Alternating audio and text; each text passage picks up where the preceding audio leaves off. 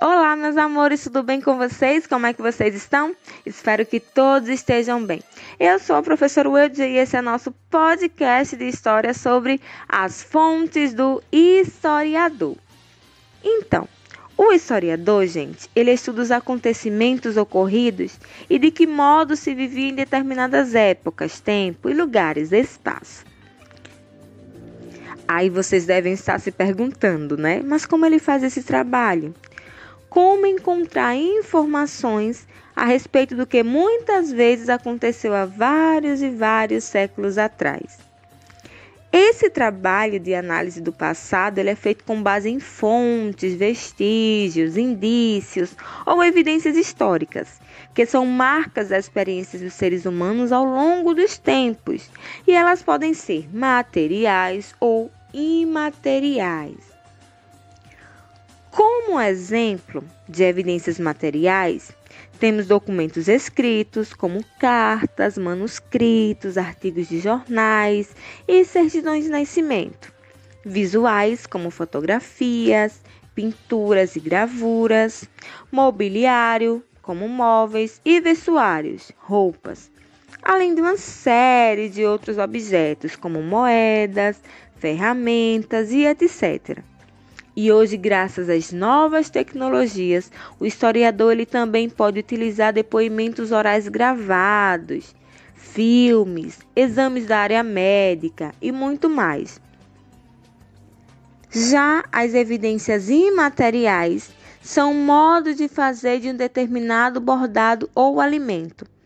Um jeito específico de contar uma história, de produzir um objeto, entre outros. Mas como os historiadores, eles fazem então para estudar a vida das mulheres trabalhadoras nas plantações da cana-de-açúcar do estado de Pernambuco em determinada época? Que fontes eles podem utilizar? Para pesquisar o assunto, o historiador ele pode consultar as leis relativas a essa questão, podem também analisar relatórios médicos com informações sobre as doenças provocadas por esse tipo de trabalho, podem ler romances da época que relatem a vida dessas trabalhadoras, podem reunir reportagens, fotografias sobre o trabalho dessas mulheres nos canaviais, podem também entrevistar algumas dessas trabalhadoras ou pessoas próximas a elas, entre outras fontes. A análise dessas fontes ajudará o historiador em sua tarefa de interpretar o período estudado. Sabem o que é mais interessante? Que as pesquisas, elas lembram muitas vezes o trabalho de um detetive que investiga um caso. Ele pode encontrar várias pistas, mas se não fizer as perguntas corretas sobre o que essas pistas indicam, não conseguirá descobrir o que deseja. O historiador, ao se deparar com essas evidências, com essas fontes do passado, ele também precisa fazer as perguntas corretas para descobrir o que elas revelam. Por exemplo, o que esse documento quer dizer? Com que objetivo ele foi feito? Quando ele foi feito? Que mensagem seu autor quis transmitir? Entre outras. Ao fazer as perguntas adequadas, os documentos eles podem fornecer muitas informações sobre um determinado acontecimento histórico. Também sobre uma pessoa, sobre uma época, sobre um lugar. Imaginem agora que vocês estão com uma fotografia em mãos e que nessa fotografia tem a imagem de várias crianças, meninos e meninas, fardados na frente de uma escola e que atrás dessas crianças tem os funcionários da escola. Façam de conta que vocês são os historiadores, vocês são os detetives. Esse documento que vocês têm em mãos, ele não é capaz de responder muitos dos nossos questionamentos. Mas que tipo de respostas poderemos obter analisando essa imagem? Que perguntas poderíamos fazer para analisar essa imagem?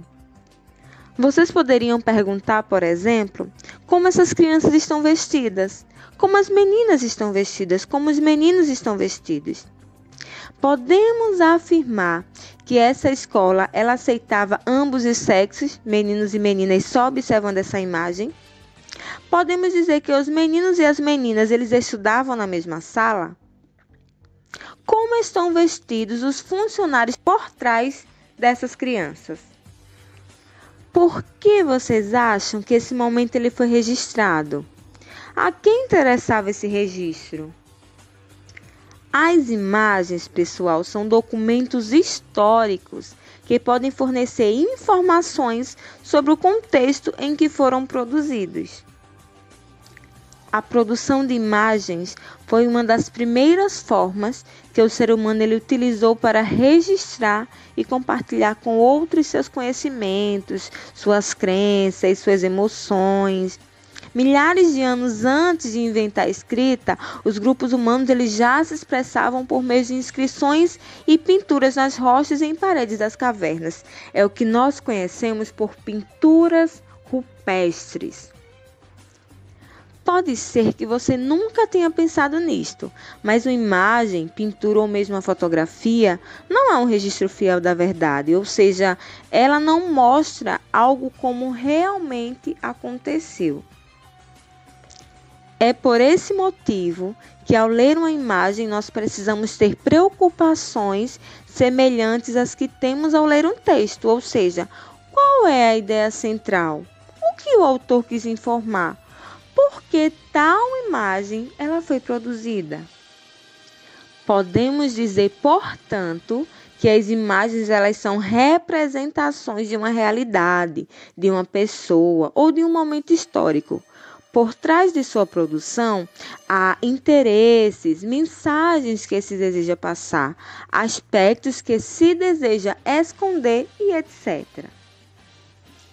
Depois de pesquisar as fontes, o historiador ele geralmente analisa as informações encontradas, comparando-as com dados de outros documentos. Em seguida, ele pode consultar o trabalho de outros historiadores. Feito isso, ele estará em condições de compreender e interpretar os fatos investigados e identificar ou não sua possível influência no presente. Com base nessa análise, o historiador ele desenvolve sua própria interpretação dos fatos ou processos estudados. Ao final, ele pode escrever um artigo ou mesmo um livro. São textos desse tipo que servem de apoio para autores de livros didáticos, como esses que vocês utilizam para estudar todas as disciplinas. Continuamos na parte 2. Até lá!